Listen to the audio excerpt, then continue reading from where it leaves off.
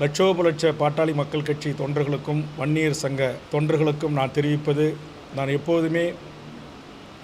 பாட்டாளி மக்கள் கட்சியில் இருக்கின்ற வரையிலும் அந்த கட்சி மருத்துவர் சின்னையா என்கிற அளவில்தான் என்னுடைய பணி அமைந்திருந்தது. தற்போது நான் களங்கமற்றவன், எதையும் அவர்களிடமிருந்து நான் எடுத்துக்கொள்ளவில்லை, அவர்களும் எனக்கு எதையும் தரவில்லை என்பதை மருத்துவர் ஐயாவினுடைய நேர்த்திய என் சகோதரருடன் கூடிய உரையாடலும், மருத்துவர் சின்னையா அன்புமணி ராமதாஸ் அவர்கள் என்னோடு பழமையை மறந்து என்னோடு பேசுவேலு என்று உரிமையாக என் தோளை தட்டியதும் என்னை கட்டிப்பிடித்ததும் ஒரு நல்ல ஆரோக்கியமான அரசியலுக்கு வழிவகுத்திருக்கிறது. அதனால்தான் இந்த சுமூகமான ஒரு சூழல் எட்டப்பட்டதிலிருந்து